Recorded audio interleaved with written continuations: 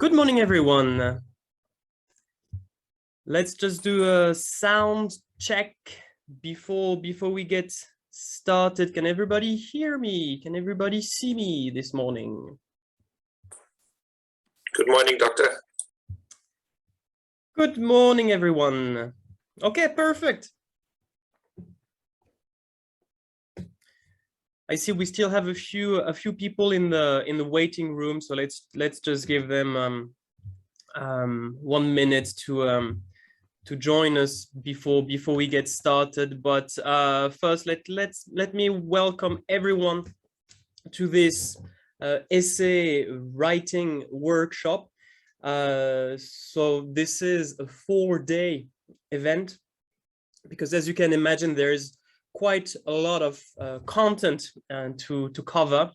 And rather than having something perhaps a bit too intense over only 2 days, most of you decided that perhaps it was a better idea to meet 4 days in a row, but to keep each session as short as possible. So we are only going to meet this week from Monday to Thursday in the mornings from 9:30 to, I don't know exactly, it should be at least until 11:30 if we need a little bit more time to finish the content that was scheduled for the day. We can definitely do that. So this will depend on how fast or how slow we move together. Also, let me wish everyone a happy Chinese New Year, because I assume that everybody or almost everybody is located in China. Is there anyone right now who's part of this live event who is not located in China? No? Yeah, it would be probably a bit early if in Europe, or if you are located somewhere else. Okay, all right. I think most of us are here right now, so let's get started. And I'll just start by saying just a few words about myself, just a few words, because I assume that most of you have already attended some of my previous workshops. Some of you are probably familiar with the resources that I have developed over the last few years. Okay, so who am I? Very briefly, so my name is Sylvain Ours. I am from France, from the city of Montpellier in the south of France, not too far from Spain, actually. I have studied economics for 10 years at the University of Montpellier and at the Toulouse School of Economics. I received my PhD in 2016. I did some research on innovation economics, especially from the point of view of public policy. And since 2012, I have taught economics at high school level, at university level in France and in China. I have mostly taught AS and A2 economics. I've also taught IGCSE, the AP curriculum, and the IFY curriculum. So that gives me a rather broad experience teaching economics. And right now I work in Chengdu at Malvern College, Chengdu, where I teach IGCSE, AS, and A2 economics. And yes, we could say that this is my second job. I've also founded the website eCondoctor. When was it? About 4 years ago. So initially this was simply about resources, PPTs. That's how it all started, just sharing some PPTs. And then it became, I started to offer more products or more services. I started by adding this MCQ website that many of you use, the workshop website, the online dictionary. And yeah, so it's growing step by step, and I really hope that you find these resources useful, and I hope that you and your students benefit from using them. So actually, this is not the first workshop essay writing workshop that I organize. You probably know that in October, I traveled to Hangzhou. These are a few images from Hangzhou, where I organized face-to-face essay writing workshop. And of course, it's always much better to be able to meet face-to-face rather than having this type of online, sorry, this online workshops. But unfortunately, you know that at the moment, it is a bit difficult to travel across China. A lot of us, we are quite reluctant to travel from one province to the other. I actually had in mind to travel to more places to deliver more face-to-face essay writing workshops, but due to the COVID situation, I figured that it would be probably easier for everyone just to meet online today, this week. Even though again, it's always more enjoyable to be there in the room with you, and as a workshop, it's always best to be there in person to stimulate interactions and to share. But let's say this is our second best. It's not the first, but this is our second best. And I really hope that the 4 days, the 4 mornings that we'll spend together will be useful, and that you will, well, at the end of those 4 days, that you will be happy that you've taken part in these events. I also want to thank you because some of you may know that I am also expanding a bit this Econ Doctor website, and I have created one website for physics and one website for chemistry. That's just the MCQ part. So that's called, this one is ACDC Physics, and you see that it's exactly the same as the Econ Doctor. I have just copied and pasted the content, and this one is ChemCQ, so that's just exactly the same. I want to thank you because thanks to the registration fees that you paid to participate in this event, I have raised enough funds to finance the development of these websites. Because unlike economics, where I can do everything myself, of course, for physics and chemistry, I can't classify the questions myself by topics. So I had to work with physics and chemistry teachers to help me with that. And of course, this costs a lot of money. So thanks to your registration fees, I was able to finance the development of these websites, and they will be fully operational in a few days.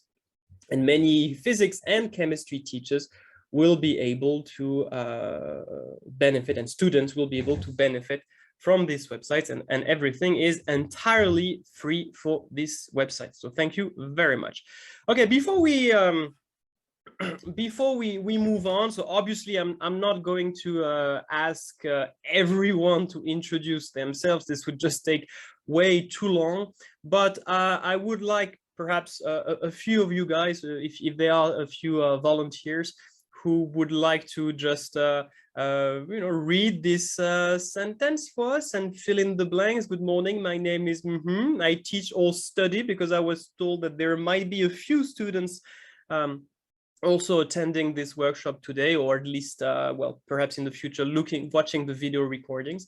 I teach or study economics at and one thing that I expect from this workshop is, because I would like to know what you have in mind, what you really expect from the 4 days that we will have together. So is there anyone who would like to participate? You can simply raise your hand, unmute your mic, and share with us your name, where you work, and what your expectations are. Is there anyone who would like to go first?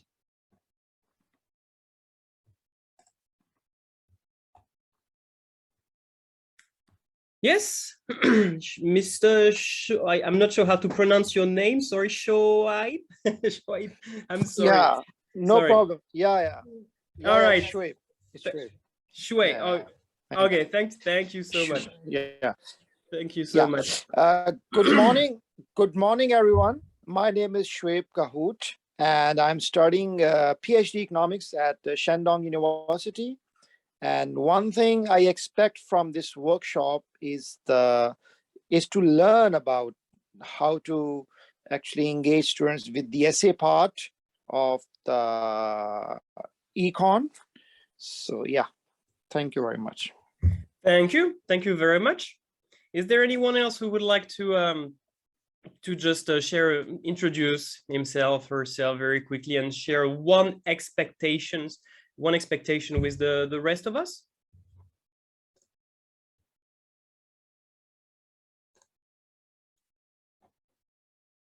Is there anyone else? I can't find the raise hand button, All right. but can I say it directly? Yes, Tom, go ahead, please. Hi, good morning. My name is Tom Zhuang. I teach economics at Xiwai International School in Shanghai. And one thing I really expect from this workshop is how to teach students of different levels, basically how to differentiate teaching. Okay, very interesting. All right. Yeah. Okay, this differentiation. If you looked at the agenda of this series of workshops, there is no dedicated session about differentiation, but within pretty much each session, I will share some strategies that you can use to implement differentiation when teaching essay writing. So yeah, absolutely. I'd like to go next. Thank you very much, Tom. Is there anyone else who would like to? George, I see you have unmuted your mic. Hello, George. Have I? Yes. Oh, Jesus. No. It says my audio is working. Yes, but we can hear you. Okay, sorry. Sorry, my name is Yizi Kaspar. I go by George, and I teach economics and business at King's College Hangzhou, where Sylvain has generously delivered his latest workshop, and I expect to brush up on economics before the next term starts, at least brush up on a few topical areas.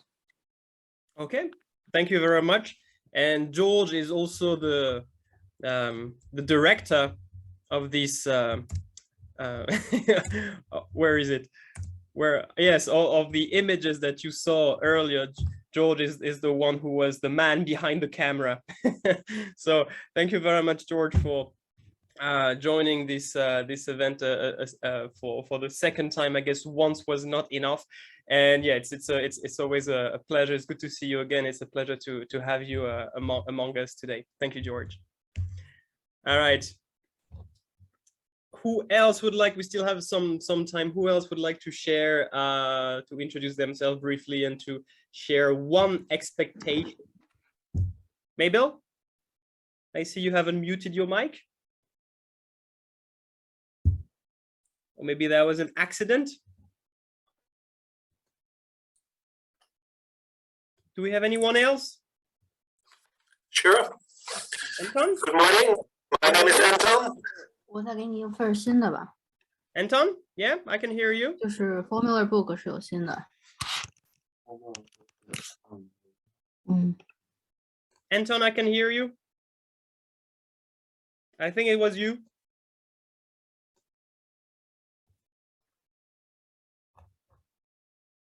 Okay, I think we lost him. All right, let's move on.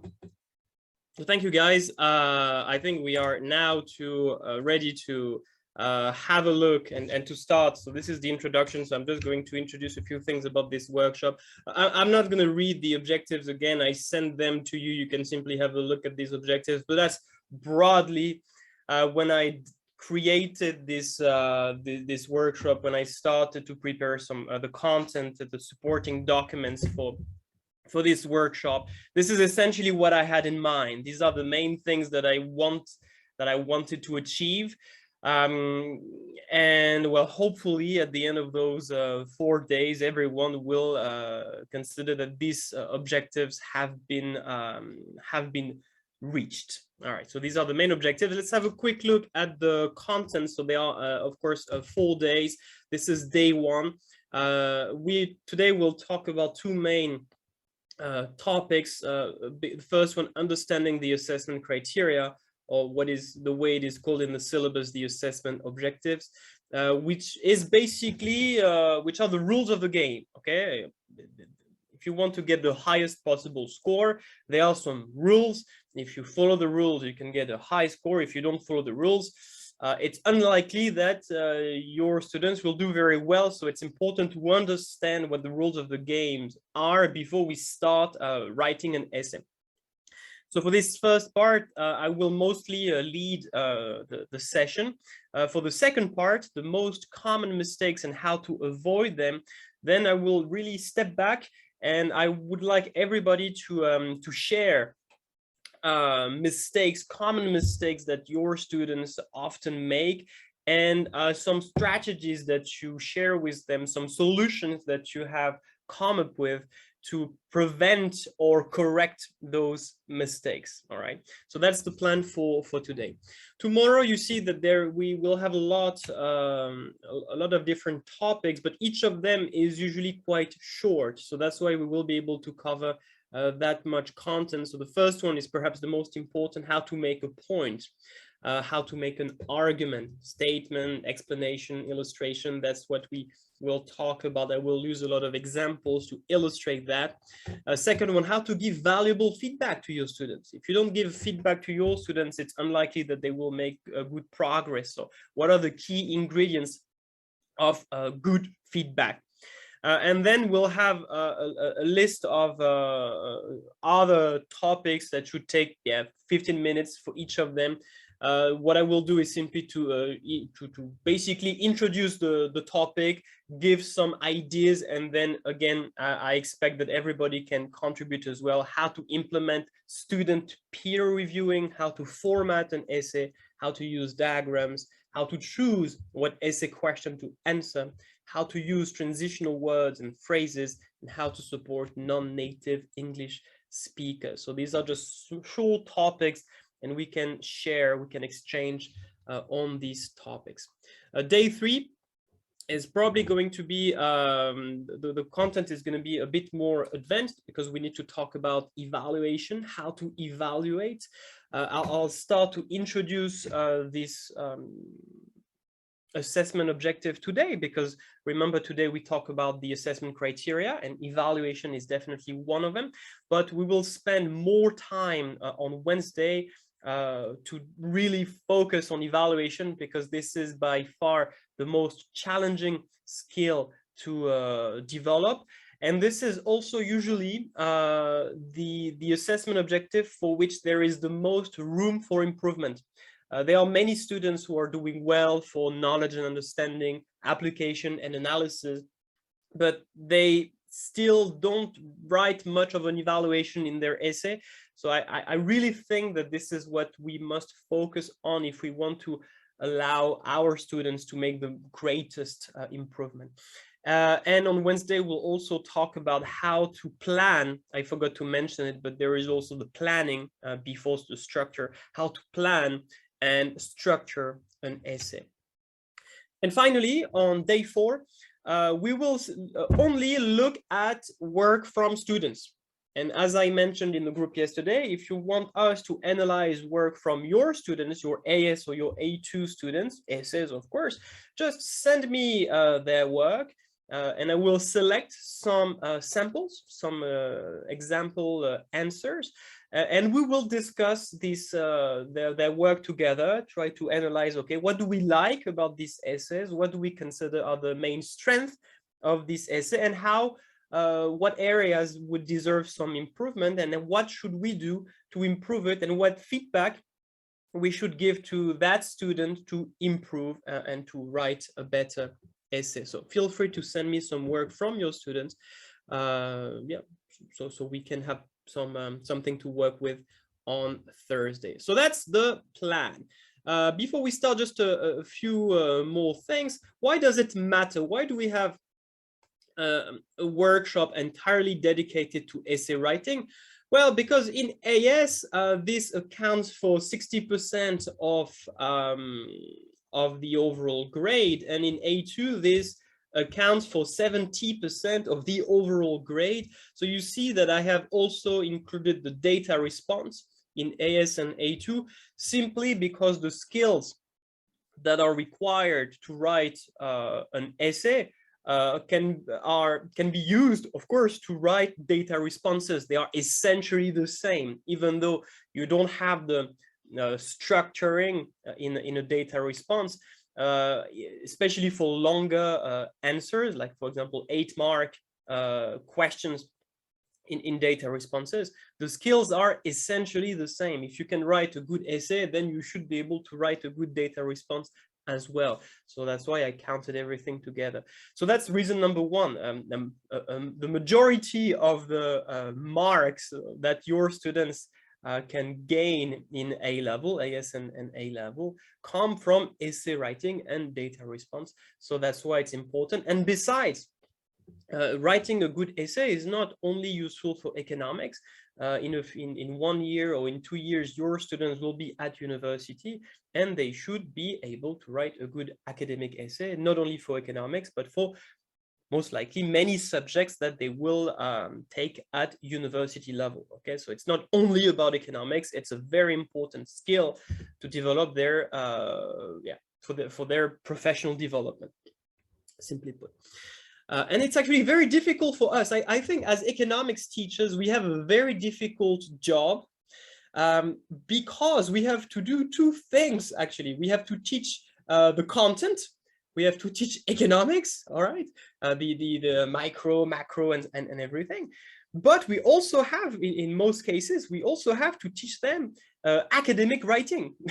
And that the reason for which is often difficult is because we are not really trained to do that. We are trained to teach economics, but then how to write a good academic essay, it's very difficult. And I strongly encourage you, if you can, please work with the English teachers of your school. Try to team up and to ask them if they can help you to teach essay writing to your students. There is a possibility to work across departments. Please take this opportunity and you will see that you will greatly benefit from the support of the English teachers, if possible. All right, one more thing. Yes, all right, I'll explain that in a second. Is there anyone here who okay, sorry, I've just read the chat box. The slides are not very clear. Okay, let me try to share the screen again.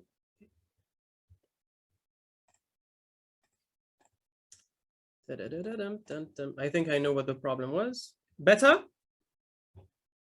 Is this better now?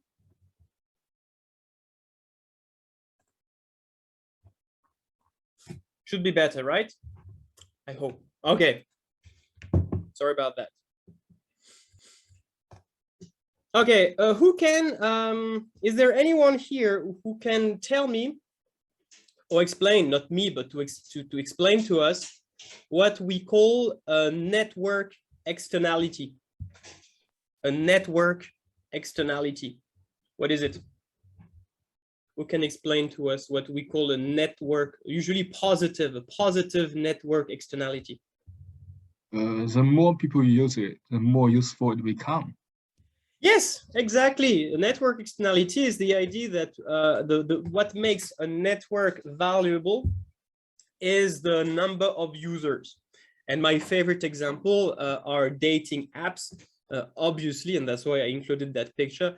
Obviously, if there is a dating app with only 10 members, it's probably not the most valuable app ever.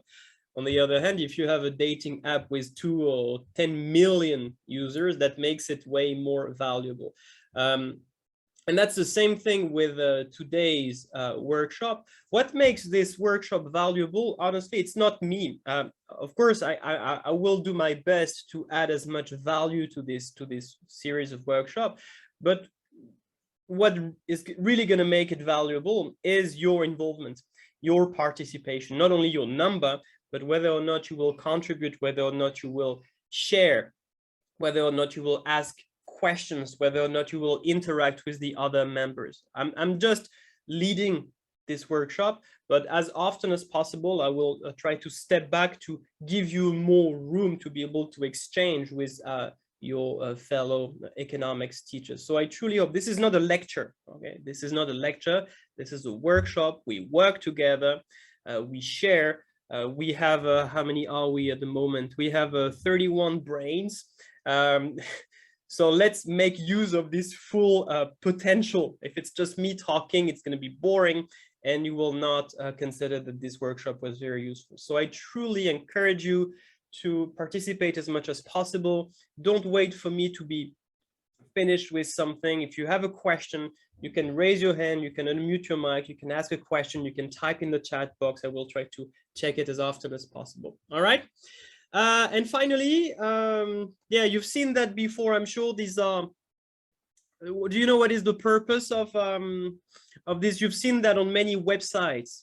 We call that reCAPTCHA. What is the purpose of this? It's often to, well, it's always actually to make sure that you are not a robot. Yeah. So you have to select, for example, on the left-hand side, you have to select the traffic lights. On the right-hand side, you have to enter the words. But you also know, you probably know that these reCAPTCHA are also used to train artificial intelligence, because it provides examples. You actually create examples for computers to learn how to recognize traffic lights, how to recognize letters. And my point here is that examples are, at least to me, are probably the best way to learn. It is by providing a lot of examples to your students, examples of good practices, examples of bad practices, that they are going to understand what is a good essay, what is a bad essay. So rather than being very theoretical, I will try to be as practical as possible and to provide as many examples as possible to illustrate all the points that I will try to put forward during these workshops. I really believe that it is through examples, as many examples as possible, that we can understand and improve essay writing. Okay, I think that's all for the introduction. Is there any, did you guys have any questions before we start and before we talk about the first topic? Is there anything that you want to ask before we move on and focus on the first topic, which is going to be about the assessment objective? Any questions? Professor, please, can you show us again that slide where there was percentages, that 60% of the whole assessment is related with the essays? Because at that time, the slides were not very clear. Thank you. All right. This one, right? Yes, can you see it? So yeah, for AS, so that's 30% of the overall AS plus A2, so that's 60%, and that's 70%. Yes, is this the slide you wanted to see? Yeah. Okay. Thank you. You're welcome. Any other questions before we move on and talk about the assessment objectives?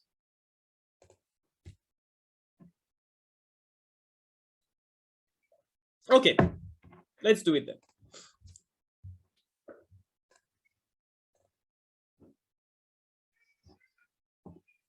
You hear the little one that has just woken up and is very impatient to have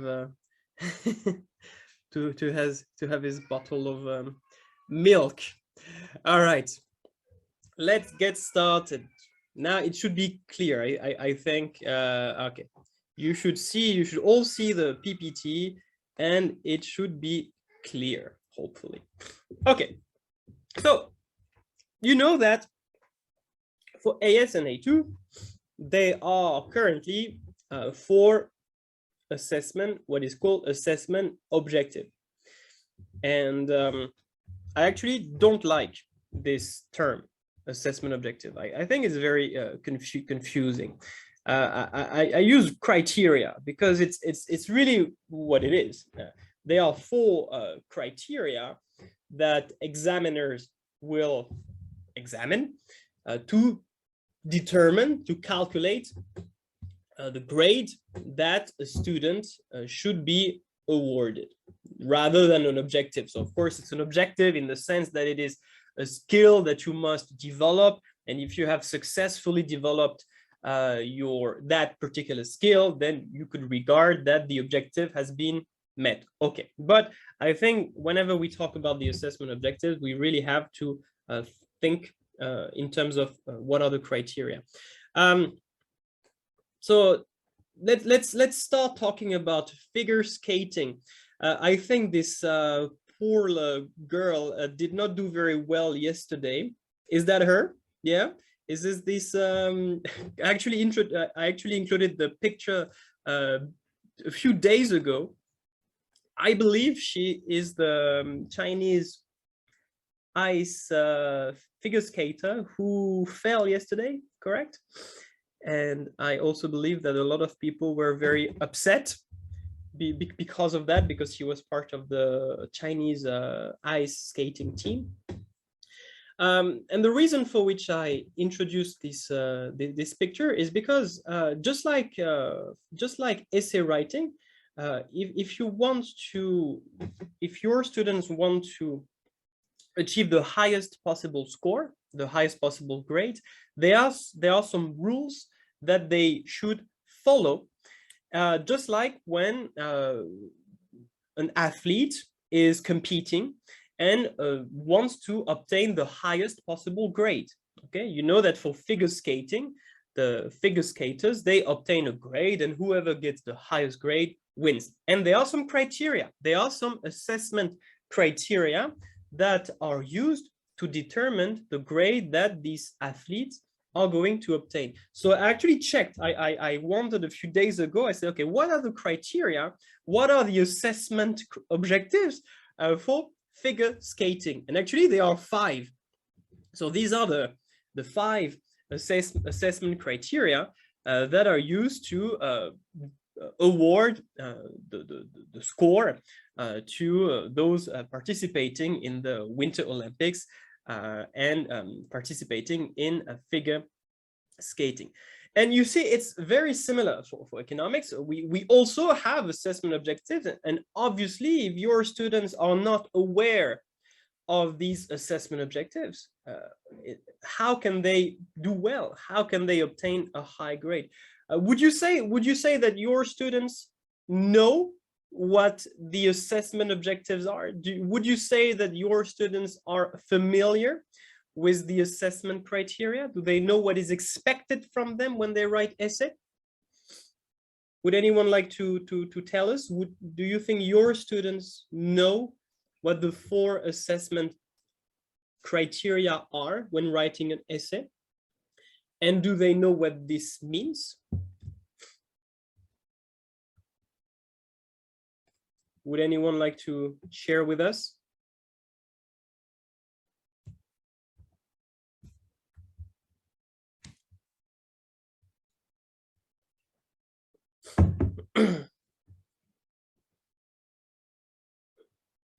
As I said, it's much better if you guys share rather than just letting me talk for 2 hours. Yes? Who do we have? Yeah. Peter. Hello, Peter. Hi, Sylvain. I mean, at the beginning of the academic year, so what we do is we introduce the objectives gradually. So I would say in September, I normally would let them know in general what the objectives are, and then as they learn the content, I'll be injecting the requirements of every objective. And let's say by end of November or end of October, they will have had an idea and done practice along the way on how to satisfy each criteria. So at the beginning, all I just give them is a general outlook of what they are expected to do to achieve the criteria. And then with practice, by say the second month, they will have had an idea of what the 4 main objectives are. Thank you. Thank you very much, Peter. I think it's a great idea and a great practice to introduce those assessment criteria gradually. If you just at the beginning of the year, if you expect your students to be able to demonstrate all assessment objective immediately, it's just not realistic.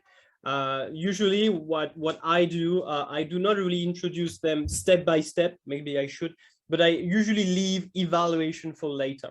I usually start by focusing on the first three, which we are going to discuss, because they are often easier to develop, and to leave the last one, evaluation, for later.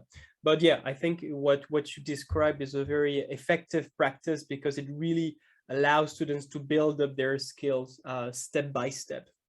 Absolutely, and to make sure that they know how to demonstrate each individual skill before moving to the next one. Okay, thank you, Peter. Is there anyone else who would like to share some, just to tell us how have you introduced your students to the assessment objectives?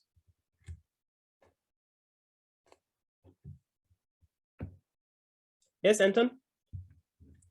Let's see if I can talk this time without the laptop crashing. So within my class, I've got students working with a folder, and within that is an essay part. Yes, they learn the individual assessment objectives throughout the year and also a bit from IGNAS. But I make sure they get a sheet of paper which in more detail reminds them and explains to them again, what are the assessment objectives? What does it mean? Some practical examples. So there's something there that they can always directly look to check and also directly apply when they are checking other students' essay writing. Okay, thank you very much, Anton. I think you have a little problem with your mic. We can hear you, but it's not very very clear. Yes, absolutely. What you mentioned is important, because it's true that it's some students have already taken IGCSE economics, so they should already be familiar with some of these assessment objectives. But it's difficult because I guess most of us, we are in the same situation where in ASNA2 we have some students who have taken IGCSE before, so they already have experience of in terms of the content, but also in terms of the exam skills and the assessment criteria. But for others, it's a bit more difficult. I think you mentioned student peer reviewing as well, where they can just review the work of each other. And it's we have a dedicated session on tomorrow actually on how to implement student peer reviewing. And it's true that it's a very effective way to allow them to focus and to think as an examiner, to put themselves in the shoes of an examiner and try to identify in the work of their classmates, whether their classmates have demonstrated all assessment objectives. Okay, anybody else? Maybe one last example, and then we can move on. Does anybody else want to again share how they have introduced their students to the assessment objectives?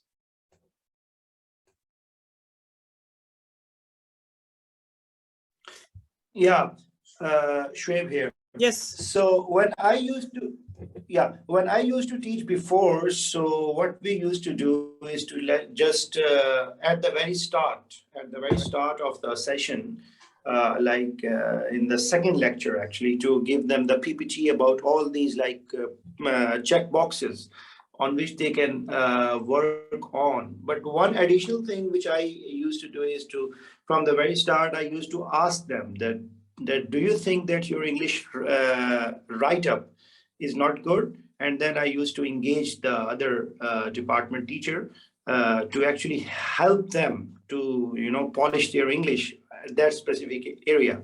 But today I also get a very good idea from you that instead of asking the English department to actually help the students, why can't I go to them and learn, all of these skills which we are going to study in these sessions. Thank you very much. Thank you.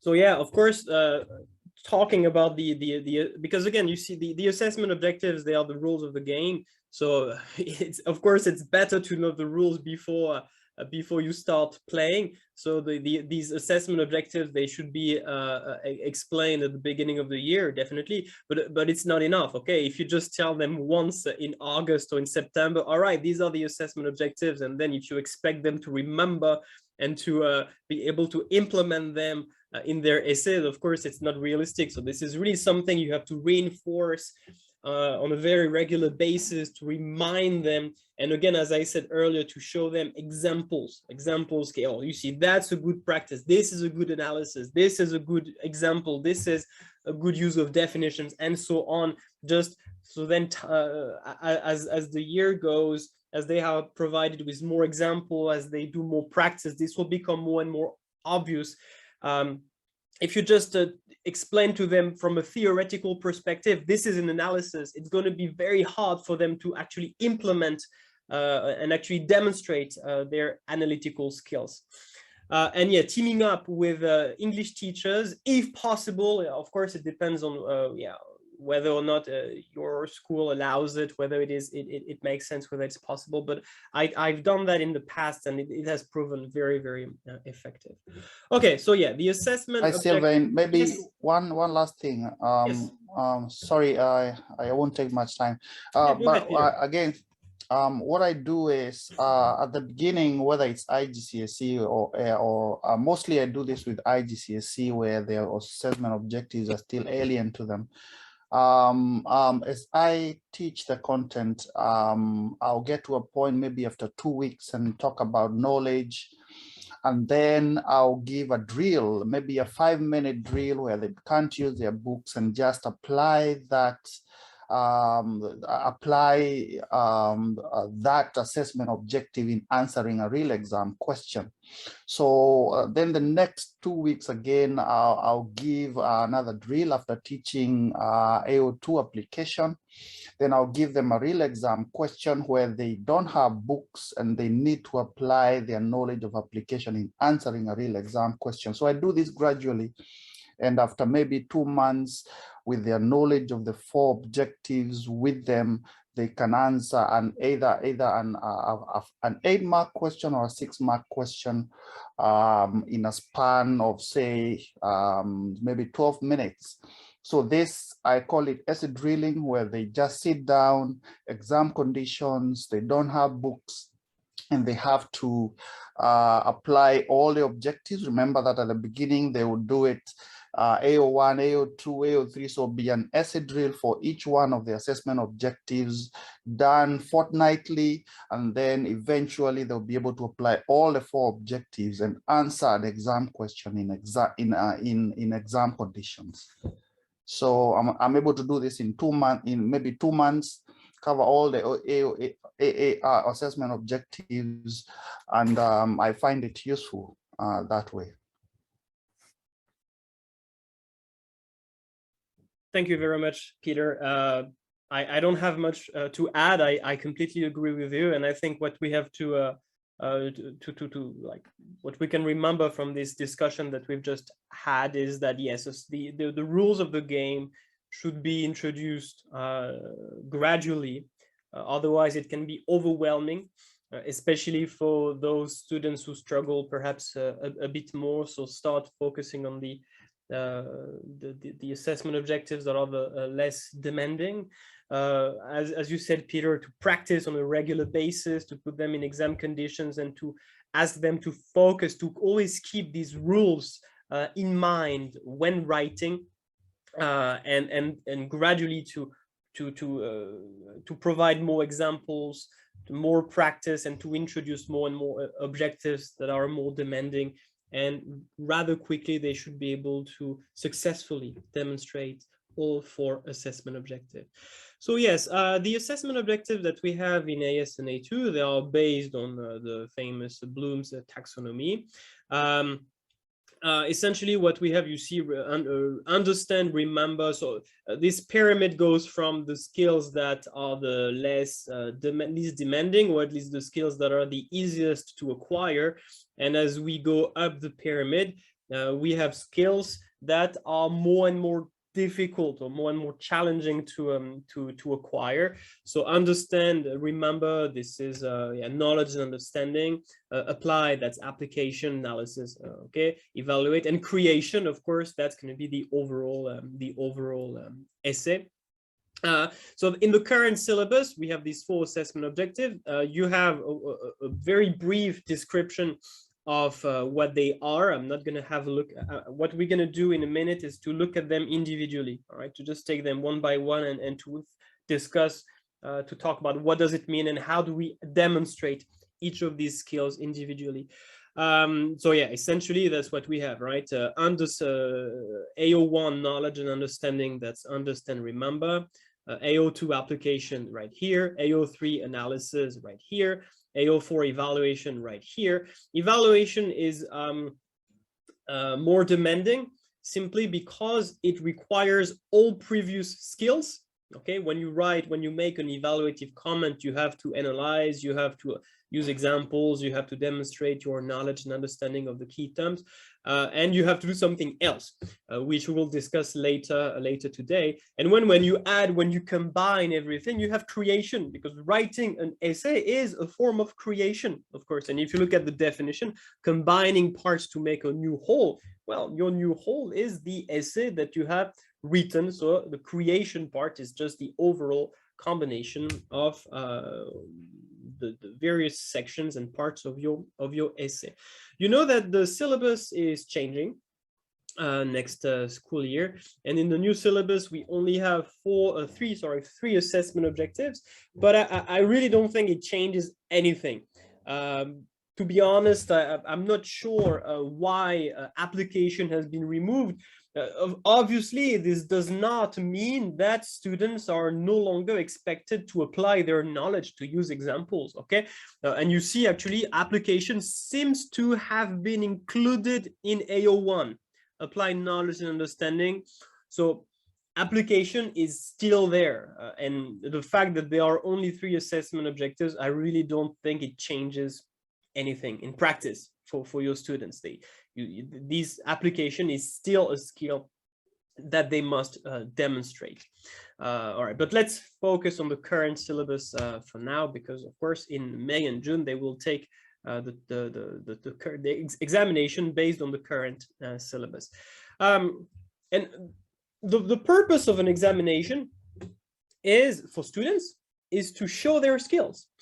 And I often tell them that you should show off. If you have skills, if you know how to do things, if you know the definitions, if you know real life examples, if you understand the logical relationship between concepts, if you have a good evaluative comment to make, if there is a nice diagram that you know that can be used to support one point that you have just made, well, as a student, you must show that. If you keep it for yourself, you are not going to be rewarded. So I know that in Chinese culture, showing off is usually not regarded as a quality, but I often tell my students, just as a joke, if there is one time where you should show off, it's definitely when you write an essay. It's an examination. The examiner needs to know what skills you have. So don't keep skills for yourself. If you know how to do something, show it. Okay, it's really about the demonstration. That's the purpose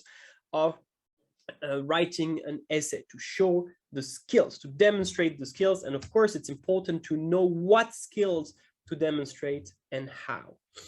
Okay, let's have a look at the first one. Who can tell me, so when you explain to your students how to demonstrate, so this is how to demonstrate knowledge and understanding, what advices do you give them to demonstrate knowledge and understanding? Can anybody share with us what strategies you give to your students to demonstrate, to show knowledge and understanding when writing an essay? That's usually the easiest one, right? What do you tell them?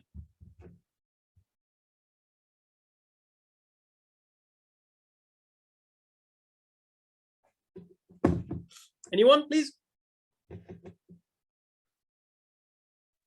Well, the start should be from the bullet points. That first, because whenever there's a certain topic, so all of a sudden your brain comes up with certain points, which it is more likely that the student can forget at the later part. So I used to tell them that just write all the bullet points which are in your mind, and then start like explaining them one by one. I'm not sure I understand what you mean by bullet points, because it sounds like the outline of the essay. So it would be to explain all the the same, the outline. To write in the gist. All right, I think this goes beyond knowledge and understanding. Of course, if you explain the different bullet points, then you will most likely demonstrate knowledge and understanding, but you might at the same time probably demonstrate more skills, analysis, application as well. Angela, I see you have unmuted your mic. Do you want to share something with us? Yes. By showing students how to say accurate keywords about the definition of a concept. I usually tell students to write, find the keywords that in the definition on the book. So when students write on the essay, they need to show the accurate, adjectives or adverbs that to describe the key concept of the words, and then give extended understanding. Maybe one sentence is enough. One sentence for extended understanding of the definition, and then maybe an example in their life would be better. That is the skills that students could show they understand this key concept. Yeah. Thank you very much, Angela. Yes, I agree, and I think the key word that you mentioned is accurate. Yes, it's important when students write. It's important that they use accurate terminology, the precise keywords, and the more precise. It's not about English. Okay? I'm not talking about English skills. I'm really talking about the terminology. The key terms could be nouns, could be verbs to increase or to shift or things like that. So the key words, it's true that when writing, it's important to be as precise as possible, just to show that, yes, as a student, I understand that this word is the one that is relevant to this particular sentence, to this particular explanation, for example. Caitlin said by giving definitions and example of, yes, so usually, yes, go ahead. Usually we tell students we do not speak English only, we speak economic language. Oh, yes, that's my first bullet point. Yes. Yeah, what I often ask them, again, as a joke, just to make them understand, I ask them, okay, how many languages do you speak? So I teach in China, so many of them, they will say 2, Chinese, Mandarin, and English. And then I tell them, no, you speak more than that. So then they will say, okay, 3, and they will just mention their local dialects. Say, okay, I also speak Sichuanhua. And say, no, you speak more than that. And then they will be a bit puzzled. And usually 1 or 2 students, they will understand what I mean and say, we also speak economics. Yes, of course. When you learn a subject, you will also learn various words that are specific to this subject. Same thing for physics, same thing for biology. There is a terminology that you must learn, that you must acquire when you study any subject. And it's not only about academic subjects. If you study art or any sports, there is a terminology, and you must be able to demonstrate that you know the terminology, that you know how to use the words that are specific to this subject. So yes, how to demonstrate knowledge and understanding, you need to speak or to write, but doesn't matter. You see what see where I'm heading. You have to speak or write economics. And I noticed that a lot of students, they often don't do that. A lot of students, they often they talk about a keyword, they talk about a key concept, but they never mention it. You know, like yesterday I was marking an essay about inflation, and I had a student that said that, okay, so inflation can be caused by an increase in aggregate demand or by a decrease in aggregate supply. Okay, very well. But that student did not mention the key terms: demand pull inflation, cost push inflation. That's exactly what I'm talking about. You may have an understanding of the concepts, the idea, but you need to show that you know those words. It's important so the examiner can just check that, oh yeah, it's fine, that student knows these key terms. Sorry, doctor. Yep.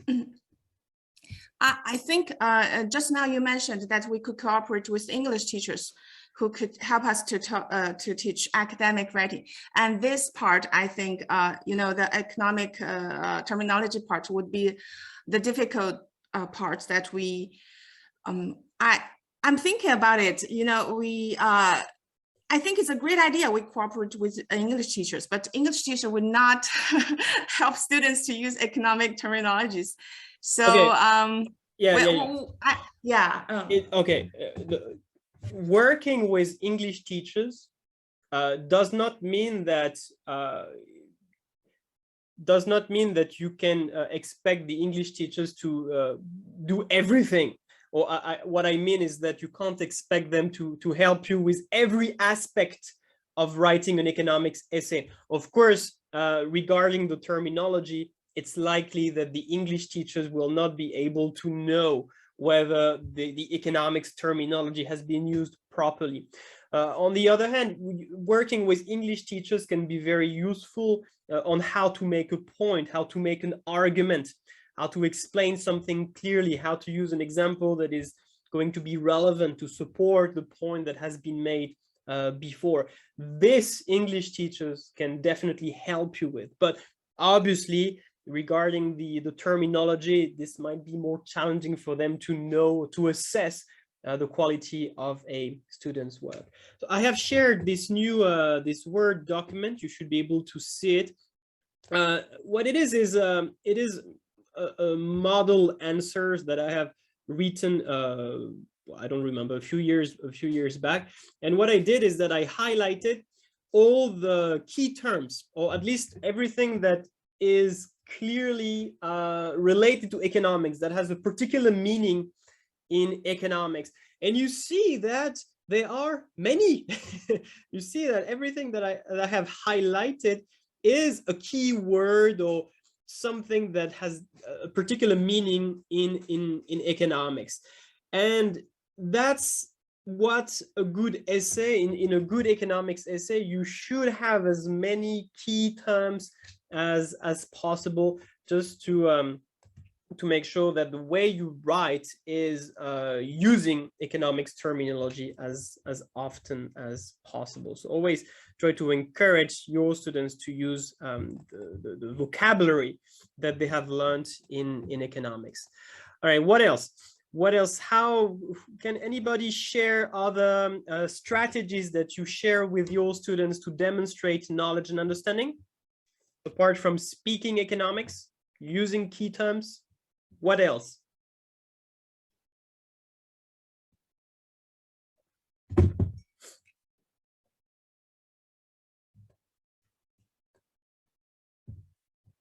Is that it?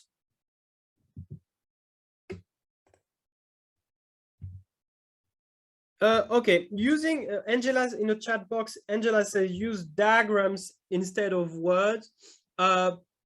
Possibly, it depends on the diagram, actually. There are some diagrams that can be used to demonstrate knowledge and understanding, but I would argue that most diagrams are used to support an analysis or to give an example. So that would be probably an application. But you're right, some diagrams, I think I wrote it here. Yeah, some diagrams can be used to demonstrate knowledge and understanding. So for example, if you want to define consumer surplus and producer surplus, and if you show a diagram where you identify consumer surplus and producer surplus, I would regard this as knowledge and understanding. If for A2, if you want to talk about productive efficiency in a firm. So you give the definition, and then if you use a diagram to illustrate it, then I would not regard this as analysis. I would not regard this as application because it's not a specific example. I would regard this as knowledge understanding. You can use formula, of course. So for example, if you define the price elasticity of demand, if you define the average fixed cost using the formula, how do we actually calculate it, is a form of knowledge understanding. But overall, perhaps the most important thing about knowledge and understanding is to define the key concepts. That's the most important part, because the assumption that your students should make when they write an essay is that they should assume that the examiner knows nothing about economics. And this is usually what I do when I mark essays. I try to pretend, I put myself in a mindset where I pretend that I'm not an economics teacher. I am someone who does not know much about economics. And I start reading the essay. And if at some stage there is something that I don't understand, there is probably a problem. Perhaps a definition is missing. Perhaps the explanation is not clear enough. Perhaps an example should have been given, but there is no example. So it's usually a good way to determine whether the student has demonstrated all objectives, and in particular, knowledge and understanding, by pretending when you mark an essay that you don't know economics. So yes, all the important definitions must be given in the essay. Do you, do you ask your students to define all keywords at the beginning of the essay? I repeat, do you require your students to give all important definitions at the beginning of the essay?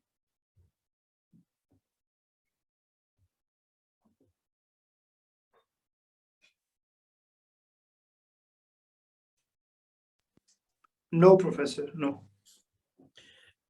But I absolutely agree. It is not appropriate to make a long list of definitions at the beginning of the essay. It is not useful. It is not a good practice, and that usually makes the essay very tedious to read. Definitions must be given when you need to use the keyword. All right. If you only need to use a certain keyword in the, let's say, the third paragraph of your essay, you should not give the definition at the very beginning. Okay. So usually it's true that essays tend to start with definitions, but only the definitions that are required to get started. Okay. There are often 2-3 keywords in the essay question. So these ones usually have to be defined at the beginning of the essay, but your students should only define what is needed to start. And then when they wish to introduce another keyword later in the essay, then they can provide the definition. Let me show you an example. Let me show you an example where same thing, I have highlighted the definition that were given. Okay, I have it. Okay, so this is, I think it's the same essay. Yes, the same essay, but what I highlighted here are the definitions. So you see indifference curve, an ordinary good, the substitution effect, the equimarginal principle, but you see, and everything, yeah, income effect, a normal good, but price effect. So you see that I introduce the definitions gradually. I start with the definitions that I need to start my essay, and then I wait until the keyword is introduced to define it. Okay, now something that is a bit tricky. It's sometimes difficult for students to know what should be defined and what should not be defined. Okay. So for example, let's say you have an essay question about inflation. And of course, you might want to talk about AS and AD. Is it necessary to define AS and AD, to give a definition of each? Obviously, you will define inflation. Okay, that's a core concept. But how to know where to stop? Okay, because there are some concepts that are central, and obviously they need to be defined. But then there are other concepts that are not as central. And for some of them, students might hesitate to give a definition. Can you guys tell me what advices you give your students to determine whether or not a definition is useful, is required? What do you tell them? To identify what definitions are really important and what definitions can be overlooked. Because obviously we are not going to define every keyword that we use in an essay. It's just not possible. So we have to make a decision. What advices do you give them? Okay, so Caitlin in the chat box says, yes, but simple definition of AS and AD, no need to explain the shape in that question. Okay, I agree with you, Caitlin, and that's usually what I tell them too. I often tell them that the core, the key terms that are at the core of the essay question, they need to have a very comprehensive definition, a very clear, comprehensive definition. And those keywords that are maybe not as important, not as central, they still deserved to be defined, but very briefly. Usually you just open brackets and you give a brief definition. So you have given one, but you have not spent too much time on that definition. Okay, I think it's a very good practice.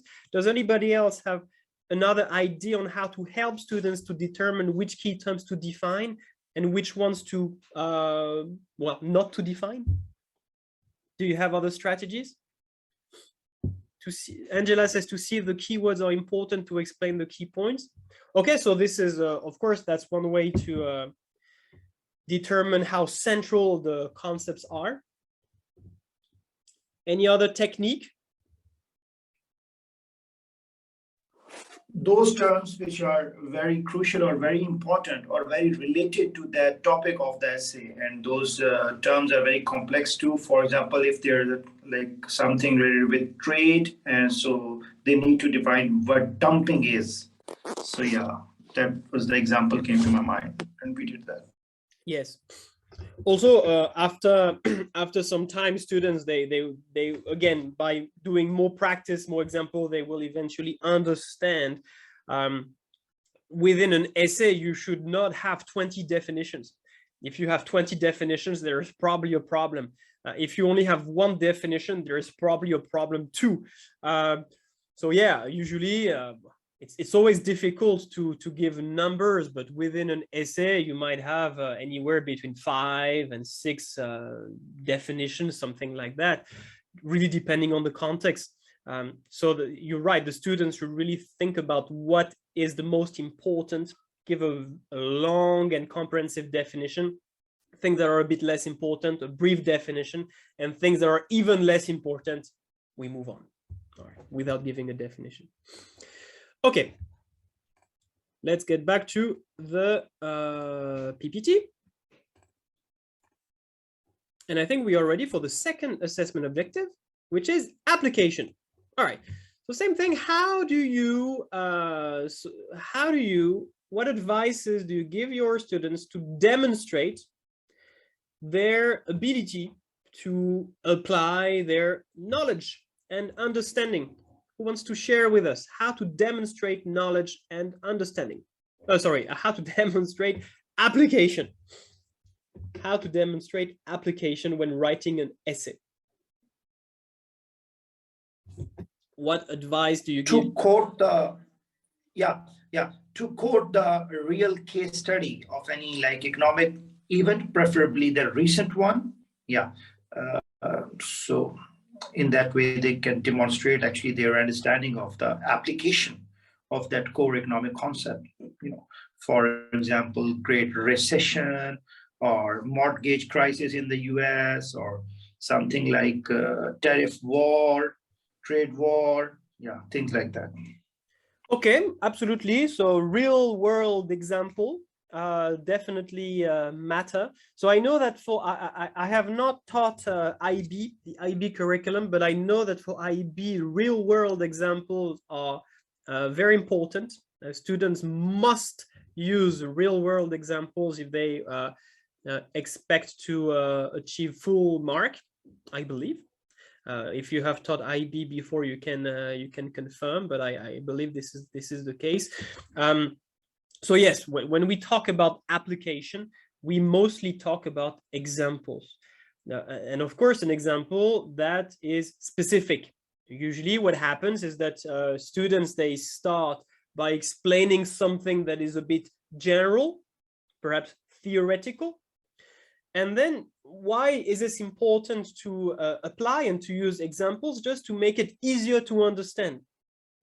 Because if you remain very general, if you explain things in very general terms, in a very theoretical terms, it might be difficult for the reader to truly understand what the point is. So that's why application is important. That is why it is a skill that students must develop. And how do they demonstrate it? By using examples. So, of course, if they know a real world example, then I feel like it's always better than making up a fictive example. Definitely, especially if it is a recent example. If something happened recently over the last 2 years, for example, 2 to 4 years, then it's definitely better than making up an example, because it demonstrates the ability of the student to connect real world events to the content that they study. But for A level, I don't think it's such a big deal if they make up examples. All right, if you just say, oh, for example, if the price of beef, blah, blah, blah. Okay, it's fine. And these examiners will definitely award students application marks, even if they make up example. But again, I would argue that using a real world example is always preferable. So, and for that reason, I believe it is our responsibility as teachers to read about current events and to share up-to-date examples, real world example. Whenever you teach any topic, try to read before you read the news, before you teach the content, and try to think about, all right, so when I teach that, when I teach protectionism, for example, is there any real world example, something that happened recently that I can use, so my students can then use that example in their essay? That's our responsibility as teachers. There is a website that I like very much, because it makes things easier. It's called The Curious Economist. I'm sure many of you use that website on a regular basis, The Curious Economist. It's great because it will provide you with real-world examples that are specifically related to the economics high school curriculum. So I think it's a perfect source of information if you want to provide real-world examples to your students. So that's, again, our responsibility as teachers. So what we have to understand then is that there are several types of examples. So of course, there is what we can call the written examples, where you just say, if you talk about merit goods, for example, you can just say, for example, education can be regarded as a merit good because blah, blah, blah. So you would simply write your example. But this is not the only type of example. You can also use numerical examples. So same thing, if you, for example, you talk about the income elasticity of demand, well, you can just make up some figures just to show that, hey, look, I know how to calculate the income elasticity of demand. Well, same thing, if you have, if you talk about the labor force participation rate, you can just choose some data, some numbers, and calculate what the labor force participation rate would be again, just to show the examiner, hey, look, I know how to use this formula. Okay, so that could also be a form of a type of examples that you can use. And diagrams may also be used, but not every diagram. Do not assume that any diagram is a form of application. Okay, a diagram is going to be awarded application marks only if it is specific. Okay, if you have a very generic diagram, a very general diagram, let's say about again, consumer surplus, producer surplus, this is not going to be regarded as application. On the other hand, if you are very specific, for example, if your diagram shows what happened in a particular market, then okay, then in that case, it is an example, it is an application, and it will be regarded as such. So for example, if you talk about complements in production, goods that are in joint supply, and if you have a side-by-side diagrams with, on the one hand, the market for honey, and on the other hand, the market for beeswax, okay, this is a specific example, and therefore these diagrams will be regarded as application. If you look at the incidence of an indirect tax, okay, same thing. And if you look at a specific case, could be in a specific market, or could be a specific situation depending on whether demand or supply is more price elastic. Okay, again, this is going to be regarded as application, but the diagram has to be specific if it is to be considered an application of what has been explained earlier. Angela, you raised your hand. Sorry to interrupt. About the example, I have a question. So usually when we explain some definitions to students, we use very, very common and daily examples. For example, if you want to explain negative externality, we give students an explanation about some students share a dorm, and some students are in the dorm, some students are very lazy and they don't clean up. Some examples like this. My question is, do you think it's possible for students to use this kind of examples in their writing, in their essay? If students use this kind of examples, would it be proper or not?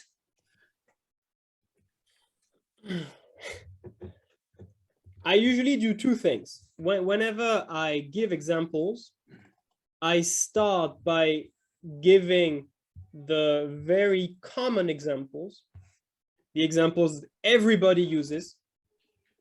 So, okay, if I talk about public goods, everybody is going to tell me street lights. If I talk about married good, everybody is going to tell me education. If I talk about a negative production externality, everybody is going to tell me pollution. And it's fine. It's fine. It's relevant. Sorry, I'm looking for examples just to illustrate my point here. It's fine, but I really find this a bit boring. It's a bit boring because everyone uses the same examples all the time. And when your students write an essay, you want their essays to stand out. Okay, you want their essay to draw attention. And beyond the very common examples that everybody uses, again, I think it is our responsibility to provide them with examples that go a bit beyond, examples that are a bit more original. Okay, let's check with externalities, for example, just to show you what I mean. So these are the examples that are used for externalities. So yeah, there are some examples that are pretty common. So you see industrial pollution, that's very common. Traffic jams, that's common. Passive smoking, it's common. Education, it's common.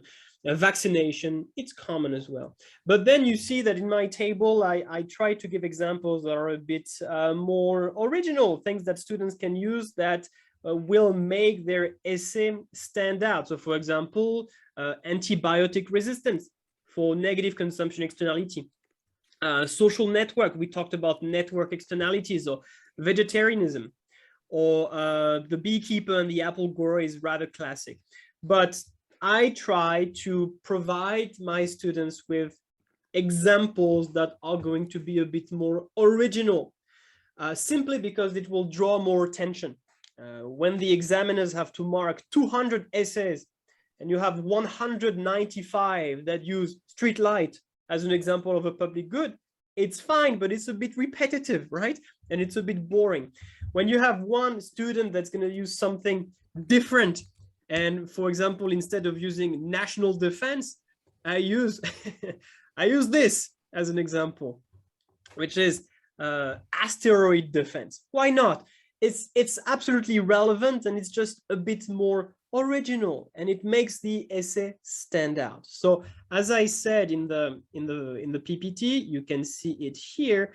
Students should use diverse examples, and I encourage them to use examples that are going to stand out a bit. So of course, and we mentioned differentiation before, it's often easier for lower ability students to use the common examples because they are often the ones that are the easiest to understand and the easiest to explain, okay?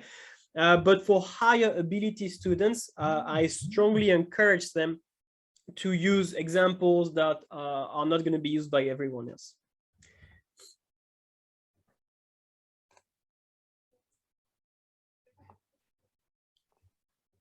Okay. Yeah, and a very common mistake that students make, and I'm sure many of your students have the same problem, when giving examples, they just state it. Okay, they will define what a public good is, and then they will say, for example, street light. Do you think this is a good application? If a student write that, so give a good definition of public good, but then would simply write, for example, street light. Is it a good application? Yes or no? What do you think? No, it won't be, because all of the students or the majority of them will be writing this. So yeah. Yeah, I think okay. we should ask students to explain why the street light is a public good. We should explain why. Yes. So of course, there is problem number one. Street light is a bit common. It doesn't make it wrong, okay? But it just makes it a bit boring. And reason number two, yeah, it doesn't illustrate anything. Absolutely, yes. You should explain why. Why can we regard street light as a public good? Why is it non-rival? Why is it non-excludable? And this, otherwise, how can the examiner determine whether this is a good example? And when you think about it, street light is, that's also why I don't like it, because it's not so easy to explain why it's non-rival and why it's non-excludable. So that's why I also prefer other example. So you must state the example, you must identify a relevant example, okay? But then you must explain why it is relevant, okay? So if you say education is a merit good, why? If you say vaccination generates positive externalities, why? It's not enough to just state the example. You must explain why it is relevant. And that's a very, very, very common mistake.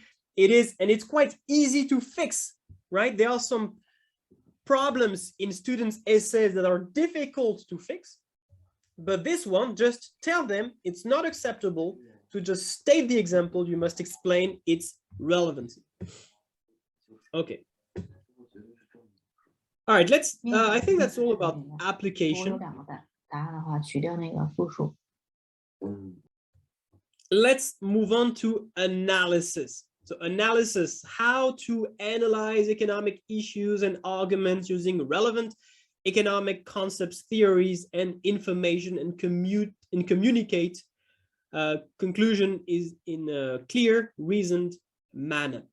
So you see, when you read a sentence like that, it doesn't make much sense. At least to me, it's hard to understand what it means in practice, right? It's very theoretical, and So let's try to be more practical. What strategies, again, do you give to your students to write a good economic analysis? What advices do you give them to demonstrate their ability to analyze? Please share with us the strategies that you use. And while you think, Angela, can students use their personal experience as examples? I don't know exactly what you mean, but if you say, if they write something like, oh, yesterday I went to the restaurant and there was a guy that was smoking beside me and I told him to stop smoking and he said, no, I wouldn't do it. So it generated a negative externality. I don't know, maybe not. I guess it depends on how it is introduced, but usually I would advise against it. They can use knowledge they learned from their personal experience, but it should not be about them. So how do we analyze? What advice can we give students to write a good economic analysis?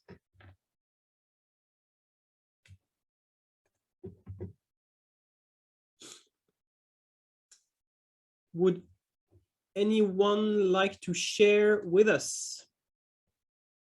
Analysis.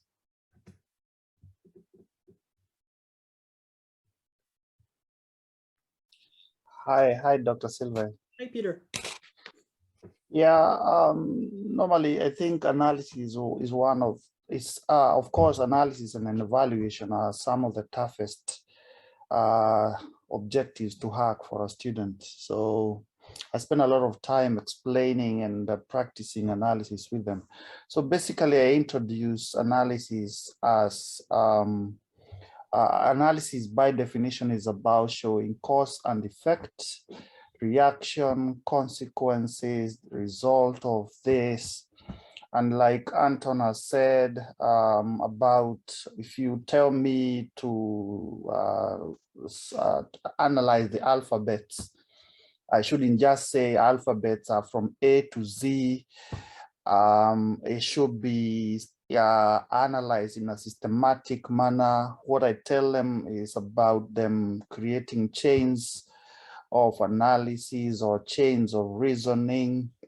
And so I got this from internet sometimes back, and what I do is use an acronym I call PEAL, P-E-A-L, and I can also add E at the end to include evaluation.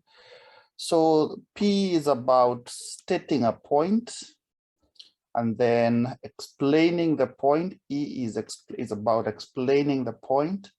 And then A is about analysis. And analysis is where I teach them how to create chains of analysis, chains of reasoning and consequence. And I tell them that in a paragraph, because I actually do insist on them writing essays in an academic format. So I tell them that every paragraph should have at least 3 chains. So this point leads to that, which leads to that, and which leads to that. And then L, the last one, is link, which now is about answering the question directly. So a paragraph written in PEAL format. And when we study evaluation, I add E at the end after L, which is about evaluation. So it's P-E-A-L-E.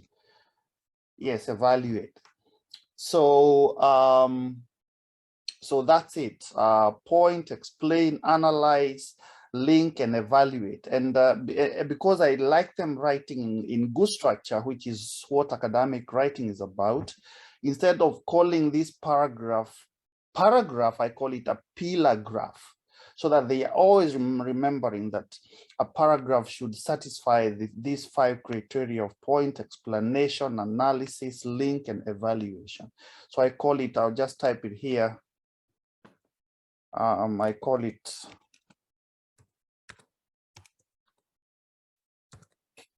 a pillagraph. So I don't know.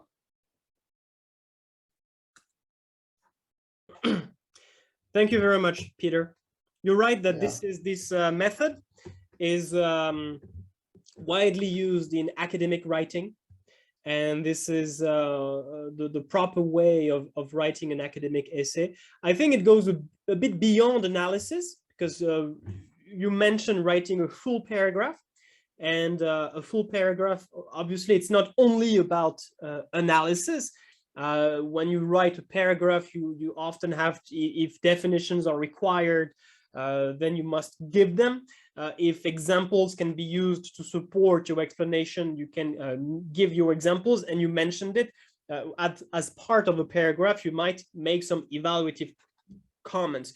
So what we'll do is tomorrow, we have a part of the workshop will be dedicated on how to make a point. So basically, what it means is how to write a paragraph, linking all these assessment objectives. And you will see, Peter, that the method that I share with my students is very similar to what you introduced, what you shared with us. It's slightly different because I adapted it a bit to economics, but it's essentially the same thing. So you're right. I think that's a proper practice. And you mentioned that this is about connecting, and that's why I showed a part of this slide. Yes, analysis is really about connecting multiple concepts in a logical way, as a chain, like a chain. So you have the chain in the background, because this is really what it is about. You need to use a logical reasoning, cause, consequence, a condition, a conclusion. If something happens, or if we have this condition met, then what's going to be the consequence? What's going to be the effect? So the condition could be a cause, could be a case. A cause could be if the price of blah blah blah rises. A case could be in the case of a normal good. Okay, these are the two conditions. And then the conclusion is, okay, so then what happens? What is going to be the effect? What's going to be the consequence of this cause, or of this case? So this is really what an analysis is about, and I'm going to provide some example. And yeah, often the length of the logical chain indicates how deep the analysis is. The problem is that students, they tend to analyze key concepts, but the analysis tends to be a bit superficial, where they will simply connect one cause to one consequence, say if blah blah blah, then blah blah blah, and then they would stop. Okay. Well, usually this indicates that the analysis is a bit superficial, that it could be taken one step further. Not always, but in most cases, students should have the possibility to connect multiple economics concepts, or to have a longer logical chain. Okay, if blah blah blah, then blah blah blah, so la la la. You see, to connect, to continue, not simply to connect two concepts, one cause and to one consequence, but then to continue the analysis, to take it one step further, for the analysis to be deeper, and to demonstrate the student's ability to connect multiple complex concepts in a logical way. Okay, it's not always the case. I'm going to show you an example where, even though we only have a logical relationship, it's not necessarily a bad analysis. Okay. And what is very important, and I think this is what Anton mentioned in the chat box, it is important that we go through every step of the analysis, from one chain link to the other. Okay, if you skip chain links, if you go too fast, if you overlook some intermediate steps of the analysis, there are two problems. Problem number one, it's going to be difficult for the examiner to follow your reasoning. Okay, the examiner is not in your head. You have to make things explicit. You have to guide the examiner step by step through the analysis. And the other problem is that if students skip some steps, if they jump from the initial condition to the final conclusion, then the examiner will be unable to assess whether the reasoning is sound, whether the reasoning is correct. Maybe the student has reached the proper conclusion, but for wrong reasons. So that's why it is important that the entire chain of analysis is made explicit. I usually use that to illustrate it. All right, so students should go from the initial condition and step by step to the final conclusion. So you have like small steps that makes it much easier when we read the essay to go from the initial condition to the conclusion. On the other hand, if you have something like that, if you jump from the initial condition to the conclusion, then your students are really gonna make the examiner's work very difficult, and it's likely that the analysis marks will not be awarded. Okay, so it's really important to go step by step. Yeah, that's what I wrote. The students should really explain every intermediate step, so it's easy to follow the train of thought. The train of thought is simply the logical thinking, okay, the different steps of the analysis. Okay, let's have a look at some examples and tell me what you think about it. Okay, I have written a few examples. What do you think about this one? If the demand is price elastic, then a decrease in price will lead to an increase in total revenue. What do you think? This is an analysis, of course, because it connects a cause and a consequence.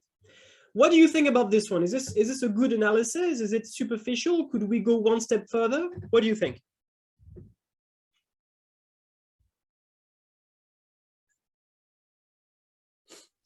Yeah, absolutely. It's very superficial, and it shows that in student's mind, the channel is not clear, or maybe clear, but he has not written it yet. So he has to actually define and to explain the channel that what, because behind the total revenue is the price multiplied by quantity. So first of all, he should mention the impact on the prices, and then he should go towards the revenue, or he should talk about the quantity, and then he goes toward the revenue. Yeah. Okay, so perhaps one intermediate step could have been added. Perhaps it would have been a good idea to add something about the effect of the change in price on the quantity demanded. Okay, could say something like, if the demand is price elastic, then a decrease in price will lead to a larger proportionate change or increase in quantity demanded, and therefore this will lead to an increase in total revenue. Yes, I think you're right. This would have made things a bit more clear, okay, just to add one intermediate step. But overall, this is not necessarily a bad analysis. And the reason for which I use this example is just to show that in that case, you can't really connect this analysis to other concepts. Okay, you have the price elasticity of demand, total revenue. You can't really go further with this, right? But yes, I think one intermediate step could have been added. Again, something like, then a decrease in price will lead to a greater proportionate increase in quantity demanded, and therefore to an increase in total revenue. But overall, it's not necessarily bad. Yes. How about this one? In the case of merit goods, the perceived benefit of consumption is lower than the true benefit. Okay, there is a benefit we do not see. Therefore, consumers do not sufficiently demand merit goods. Okay, what do you think of this one? Is this a good analysis?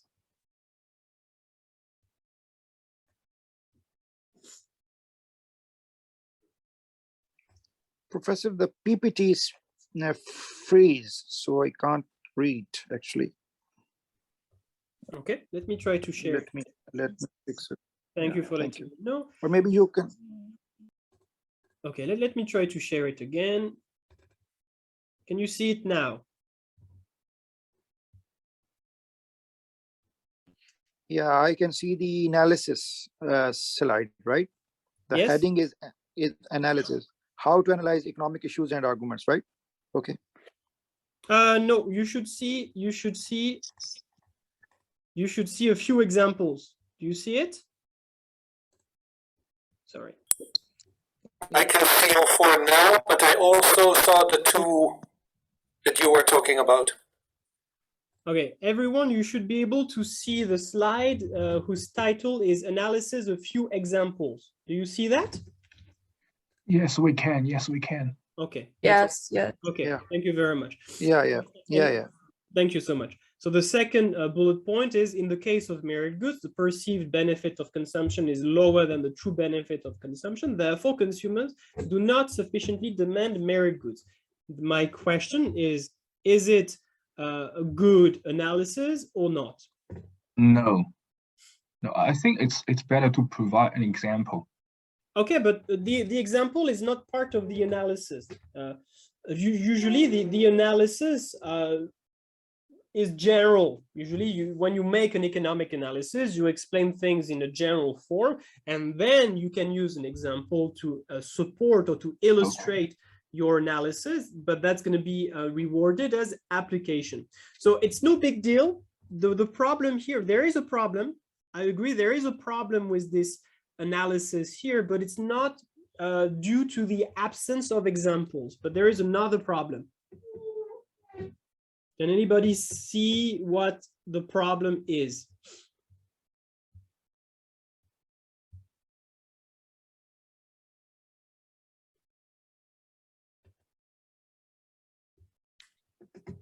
Perceived benefit. Here we can see the external benefit received by other parties. Possibly, depending on how you define merit goods. I usually regard it as a problem of information rather than a problem of external benefits, but it depends on textbooks. Absolutely. Yes, Jesse, I agree with you. The problem is that this analysis, to me at least, it's not finished.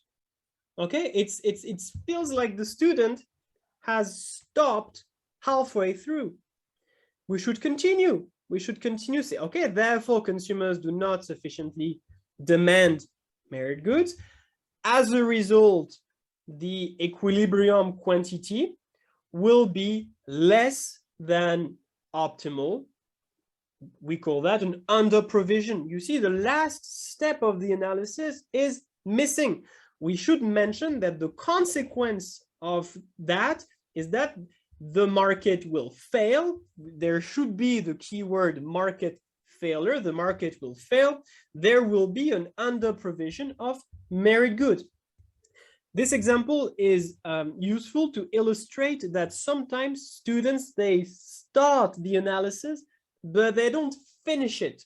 They stop halfway through. So it's important that they always ask themselves, all right, have I finished my analysis? Is it complete? Have I reached the final chain link? Have I explained, I have made my point clearly rather than stopping halfway through? So yes, Jesse, that was my idea. We should talk, the analysis should continue, talk about market failure and under provision. How about this one? If the interest rate goes down, then import will fall. Is this a good analysis?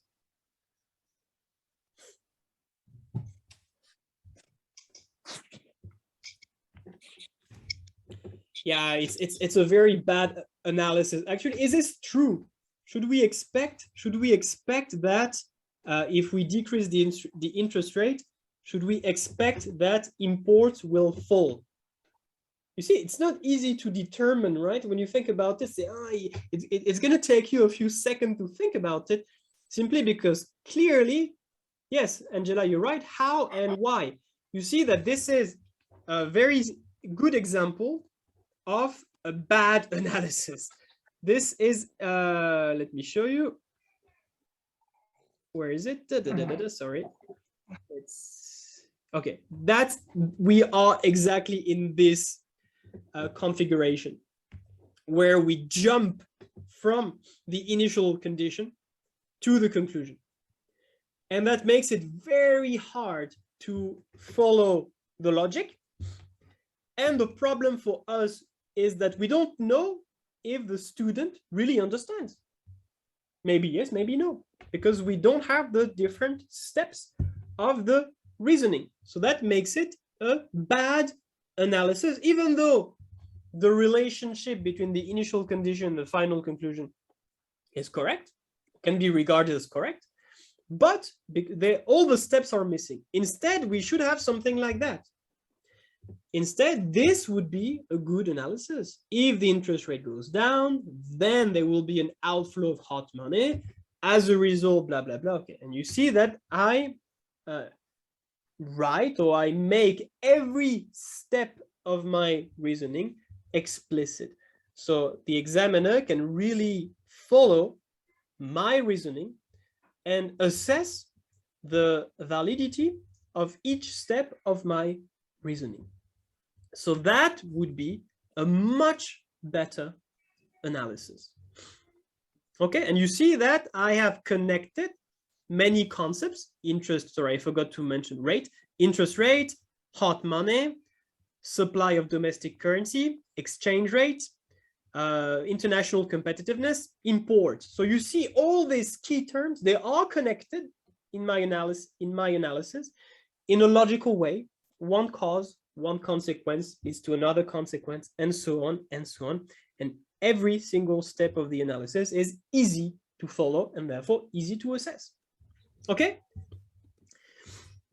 So I created those examples, but you should really create more examples, or to use examples from your students to just help them to distinguish. And what we are doing right now, I strongly encourage you to do it with your students and say, okay, let's talk about, give them some examples and ask them, what do you think? Is this a good analysis? Is this a good example?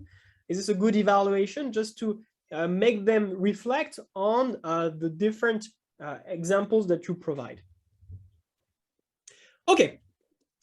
Final assessment objective, but I'm really not going to do much about evaluation today, because on day 3, on Wednesday, we have a dedicated session on how to write an evaluation.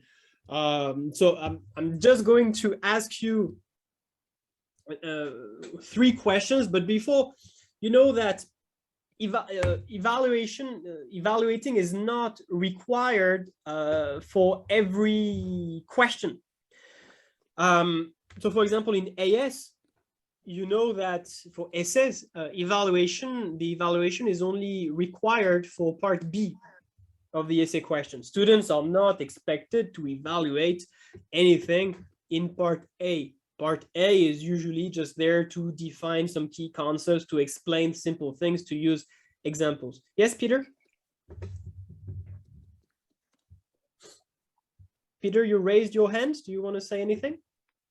Yes. Sorry, I know we are short of time, but could you just go back to the last slide? I just want to mention one thing. Sure. On analysis. This one? Yes, so just one thing, I know we'll discuss this probably again tomorrow or the other days, but just want to point out that the words that you've highlighted, I think you did that deliberately, but I call this, they're called connectives, and they are really, really important as a way to transition from one chain to another.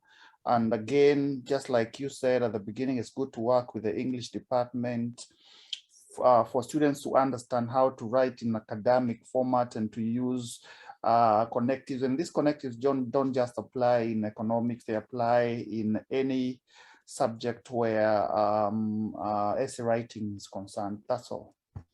Yes, thank you very much, Peter. Yes, there is, I'm trying to find the PPT, but there is, okay, it doesn't matter. On Wednesday, not really tomorrow, but on Wednesday, there is a dedicated session on how to use those, I think you call them connectives, or transitional words and phrases, the ones that, yes, I have underlined here as a result. Therefore, if they are extremely important when writing, because they simply help, it just facilitates reading.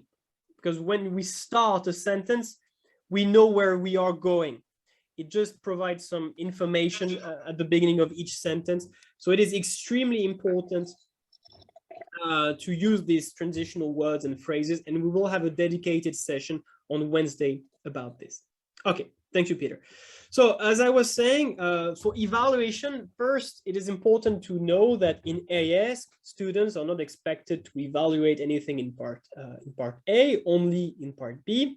And for A2, same thing for two-part essay questions, 12, 13. It's only in part B that students are expected to evaluate. They are not expected to do so in part A. And obviously for 25-mark essay question, well, single part essay questions, obviously they are expected to write an evaluation. Yes, usually you can simply look at the command words, and the command words will give you information on whether or not an evaluation is required. So any essay question that starts by discuss, consider, to what extent, evaluate, examine, assess, will require an evaluation. On the other hand, if you have something like explain, analyze, describe, usually those command words indicate that no evaluation is required, right? So it's important to keep this in mind before saying anything else. As I said, I'm not going to say too much about evaluation. And yes, we are a bit short on time. So rather than making this workshop much longer, I suggest that we stop at the end of this topic, understanding the assessment criteria. Remember that today we were also supposed to talk about the most common mistakes and how to avoid them. I suggest we do this tomorrow. And if we need a fifth day to finish the content, we will schedule another day, okay, free of charge, just to make sure that we have the possibility to cover everything rather than rushing. So we can take the time to interact, to talk. And again, if we need to have one more day, we will do that. Okay, so let's just finish today's workshop on the 3 following questions, just to share some thoughts on evaluation. 3 questions. Question number 1, in an economics essay, what to evaluate? How to evaluate? And I'm sure you can guess what the third question is going to be. What to evaluate, how to evaluate, and for whom? No, not for whom. That would be too easy. Not for whom to evaluate, but why? Why to evaluate? Why is it necessary to evaluate, to write an evaluation in an essay? So let's start on the first one. We often talk about evaluation, okay? But what do we evaluate? Who can share with us? What do we evaluate in an essay?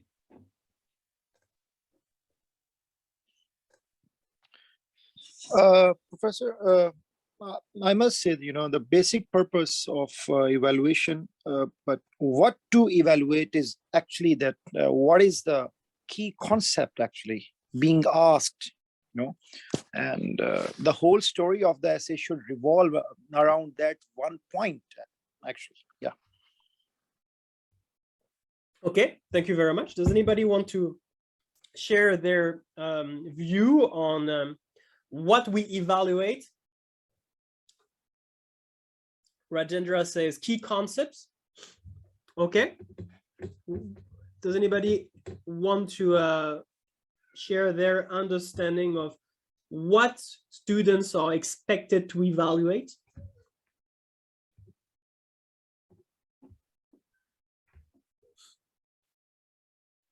The economics of yes. What, how, for whom? Well, no. What, how, and why? I think that's maybe more relevant. Caitlin, I see you have unmuted your mic. Do you want to share something with us? Yeah, I think evaluate maybe is thinking out of the box and ask students to think the limitation of the theory we are using to analyze the whole questions. So limitations, or is there any other sounds to think about this question. So I think it's very difficult to evaluate. Well, yes, I agree. And I think it's even more difficult to teach students how to evaluate, because yeah, the three first assessment objectives, it's very clear, right? I think we all have a clear understanding of what is a good analysis, what is a good use of examples, what is a good introduction of definitions, but what is a good evaluation? The problem is that many of us, and that's why I want to have this conversation, many of us, we have a different understanding of what is a good evaluation, what is the purpose of an evaluation. And that's why I think having this type of workshop and sharing our views and our strategies and our understanding of what is a good evaluation is very useful for everyone. Angela, you have raised your hand? Yes. Could we go back to the slide that some analysis, few examples? It's a bit late now. Let's Okay. try to focus on evaluation. Okay. I know. I just want to say, here's an example I want to say about the evaluation. So in a few examples, the last example you give is if the interest goes down, then there will be a da-da-da. As a result, da-da-da, will da-da-da. I mean, usually when we give students some evaluation, usually we will evaluate the assumptions or other situations could happen, or if there are other conditions change, what will happen, something like that. Okay. Am I right? Yes, I agree with you. I absolutely. But the feeling I have is that this is still a bit narrow, in the sense that I think the best way to, we should have a broader understanding, a more general understanding of what is an evaluation, what its purpose, and how we do it. What you said, Angela, absolutely, I completely agree with you. It is one possible way to evaluate, yes. But how about the general purpose of evaluation? So in the chat box, I see Anton said, what else? What are we missing? What could? When wouldn't assumptions? Angela may say determination, justification, assessment of the value, nature, character, or concept of economic terms of issue. It's yes, I agree with all that. The problem is that it's not very, usually it's a bit difficult to, it's not very practical. That's the feeling that I have. And that's often why students, they find it a bit difficult, because if you just tell them, okay, you have to evaluate the assumptions, you have to think about the limitations of this and this, it might be difficult for them to put this into practice. So my view, but again, it's I actually gave a lot of thought about evaluation, and to be honest, it took me several years to come up with something I am now happy with, something that is that makes sense to me, and that hopefully also makes sense to the students, and that is, I think, rather practical. So let me try to answer those three questions myself as clearly as I can, and then again on Wednesday we will have more time to discuss evaluation in detail. What to evaluate? We evaluate arguments. We evaluate the points that we make. When we write an essay, we make arguments, we explain things, okay. But sometimes arguments that we make, they are under certain conditions, they are very strong arguments, very relevant.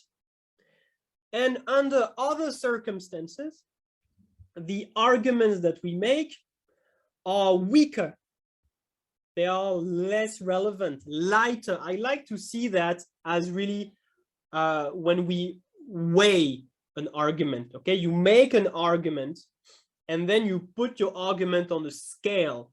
You say, okay, so this argument is going to be very relevant, very heavy, when these conditions are met. On the other hand, this argument that I have, this point that I have just made, is not going to be so relevant, is not going to be so strong when these other conditions are satisfied. So what do we evaluate? We evaluate our arguments, the arguments that we have made, the points that we have made, and really the image of putting your argument, your point on a scale. For me, for my students, it's quite useful. And simply to ask ourselves, that's question number 2, how to evaluate. How do we do it? We simply have, after we have made a point, after we have made an argument, we simply have to think about 2 questions. Basically, is this argument always relevant? Question number 1, under which circumstances is this going to be particularly relevant? Question number 2, under which circumstances is it not going to be very relevant? Okay, so we can have a heavy argument, very relevant, very strong, or a much lighter argument, depending on the circumstances. So that's how we do it. That's how we evaluate. And why do we evaluate? Well, because simply when you answer an essay question, you can't just answer yes. For example, if you have what is best, should we use monetary policy or should we use fiscal policy to help an economy out of a recession? Okay, that's an essay question. Obviously, the answer should not be yes, you should always use monetary policy, or yes, you should always use fiscal policy. It depends on several conditions that will make your arguments very relevant or rather irrelevant. So that's why do we evaluate, to be able to reach a conclusion that is going to be nuanced, where your conclusion is not going to be always yes or it's not going to be always no. It will depend on a set of conditions. So again, just to summarize everything, what to evaluate? We evaluate the points, the arguments that we have made. How to evaluate? We discuss the conditions under which an argument is particularly relevant or not so relevant, and why to evaluate, because after we have identified those conditions, after we have identified those circumstances, we will be able to reach a finely shaded conclusion. So I realize that for now it sounds a bit theoretical, and that's why on Wednesday I will give you specific examples on how we can actually do it and how evaluating the arguments that we put forward will allow us to write a good conclusion, because that is, at the end of the day, that's the purpose of an evaluation. Does it make sense to you? Yeah, perfect. Thank you, Professor. It clears many things in the mind and actually builds up. Actually, you today in the lecture, you gave us the framework at then, as I said, the economics of evaluation, that how actually to measure the score in the essay part. Thank you very much. Yeah, you're welcome. So this part is always definitely the most challenging, and of course there are several types of evaluative comments that you can make, and this is basically what you mentioned before. Yes, we can discuss the assumptions. Yes, we can try to discuss things or to talk about things that we have not considered in our framework. Yes, we can consider the limitations. There are several types of evaluative comment, but overall, what they have in common is that all these evaluative comments, all those different things that you can discuss are there to put your arguments on a scale and essentially say, okay, earlier I said that economic growth can reduce unemployment, okay? However, it actually depends on what industries have grown. If economic growth is driven by capital-intensive industries, it's not so sure that unemployment will reduce a lot. If economic growth is driven by an increase in population, which is of course possible, then it's not so sure that the unemployment rate will decrease. Okay, so you see what I'm doing is that I have made my initial argument, economic growth will reduce unemployment, and I can explain it very easily. We produce more, so we need more workers, so unemployment decreases. Okay, that's the part where I make my argument. And then I take my argument, I look at it and I say, is this always true? Is there one case where this is particularly true? Is there one case where it's questionable? So we just try to take one step back and to look at the argument that we have made and to consider it in a critical way, just to assess when it is true and when it is not. And then this is what's going to help us to reach our conclusion. So Angela, you wrote arguments, put your arguments into a scale to discuss whether they are relevant, if they are heavy or light, and then to reach a conclusion. Yes, so of course, I try to explain that briefly. We will have more time on Wednesday to talk about it. But yes, what do we evaluate? Our arguments, our points, how to evaluate. We put them on the scale and we try to identify conditions under which the argument is heavy, which means very relevant, or light, not so relevant. And then with this list of conditions, we use these conditions to write our conclusion. And why to evaluate? Because without evaluative comments, you simply can't write a good conclusion. Because you can, at best, you will have arguments in favor of something, arguments against something, the same thing, but you will have no way to determine which side is stronger. The fact that you have 3 arguments on one side and 2 arguments in the other side does not tell you whether part A is stronger than part B. You should not simply look at how many arguments you have in both parts. You have to look at which part is heavier. And which part is heavier depends on some circumstances. Under some circumstances, part A the pros, for example, the pros of something are going to be heavier than the cons, but under other circumstances, the cons are going to be heavier. Okay, so that's what, at the end of the day, this is what must be explained in the conclusion. But you can't write such a good conclusion if you have not discussed the weight of the arguments in each part. So that's why I like the idea of a scale. You make your arguments and you put them on a scale. And it makes sense to me, and it seems to make sense to my students as well. But again, we will discuss this in more details on Wednesday. Okay. All right, so I think that's about it for today. I repeat, I want to mention it again, that yes, we were supposed to cover more content today, but I think we've had already over 2 hours of workshop today. So if necessary, and it's likely to be the case, I will schedule another session on Friday, a 5th session, for us to be able to finish everything. And this last session will, of course, be free of charge. Any questions?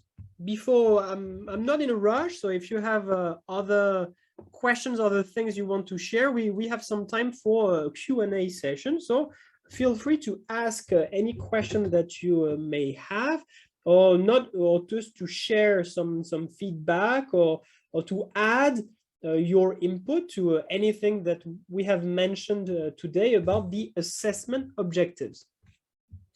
Any questions? I have one question. Yes.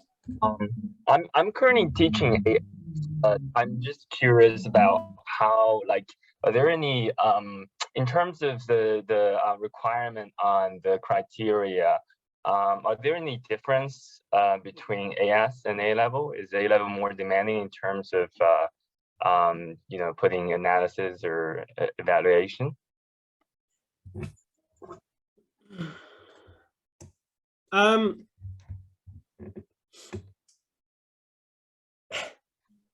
Not okay. Let me put it this way. On paper, not really. On paper, it's the same syllabus, right? It is the same syllabus. So on paper, A2, in terms of assessment criteria, A2 is not more demanding than AS on paper. However, number one, the A2 content is a bit more advanced, depends on the topics. Of course, there are A2 topics that are very easy. There are AS topics that are more challenging. But on average, the A2 syllabus is more challenging than the AS syllabus. So making a good analysis of an A2 topic is, on average, more demanding than making a good analysis of an AS topic. Okay, if you make an analysis about the PED in AS, it's usually easier than if you make an analysis about substitution effect in A2. Okay. So it really has to do with the content. And number two, A2 students usually have more experience with economics. They are often more knowledgeable, and therefore they usually write better analysis, which means that the level of analysis that is going to be required to obtain an A, for example, is going to be higher, because you know that the grades, the grade thresholds depend on students' performance. So in A2, you have stronger students than in AS. So the grade thresholds to get, let's say, an A is going to be higher, or at least more demanding. Will demand, in order for you to have an A in A2, it's more demanding simply because you have students who have more skills. So as I said, on paper, that's essentially the same between AS and A2, but because the content is more challenging in A2 and because the students have more skills in A2, it's going to be more demanding to obtain a high grade in A2. Okay, thank you very much. You're welcome. Any other questions?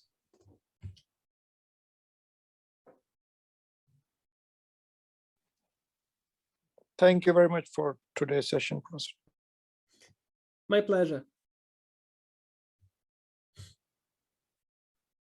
Anything else about the assessment criteria, knowledge, understanding, application, analysis, well, evaluation? Again, we will have a dedicated session with examples.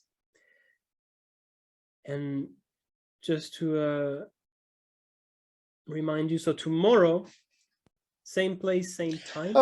Yes? Yeah, excuse me. Professor, I have a question. Some students had the habit to make the mind map or the flow chart while, you know, constructing their essays, that what affects what, you know, that channel, putting the arrowhead, you know. So is it okay?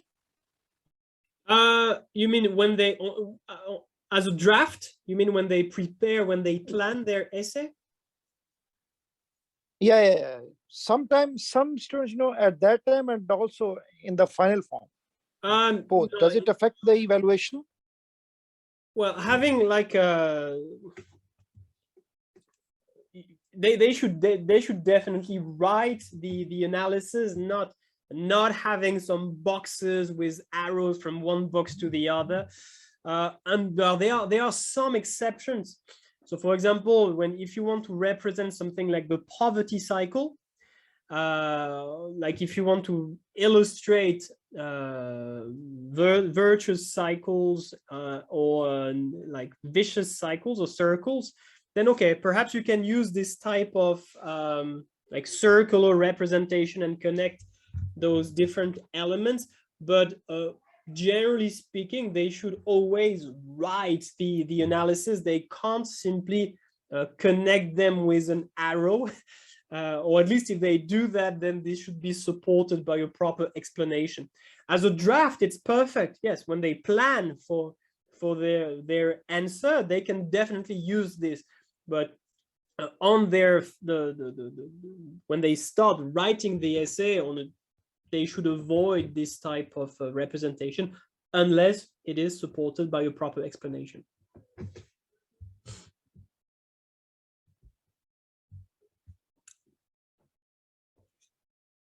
Any other questions?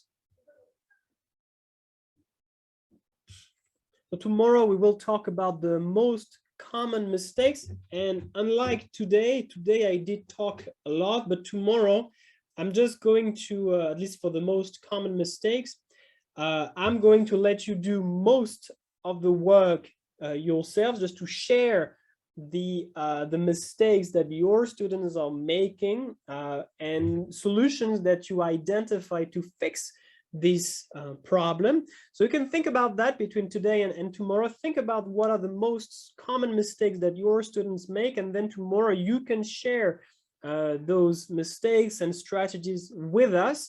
And then we'll also talk about how to make a point, a very important part, how to make a proper analysis, how to use a proper example.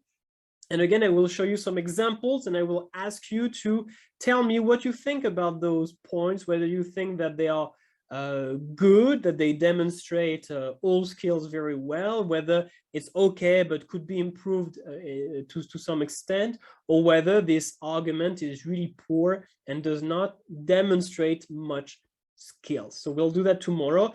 Again, we'll move at our own pace. We'll see how far we can go. And again, if we need to schedule another day, we will schedule another day. All right, so if there are no more questions, it is almost noon, so I suggest we stop for today. I wish everyone a lovely day. The video recording will be available in a few hours on the website. You can also download all the documents that I have used today on the website as well. And I will see you guys tomorrow at 9:30 for the second day of this essay writing workshop. Thank you very much, everyone. Enjoy your day and see you tomorrow. Bye-bye. Bye, Professor.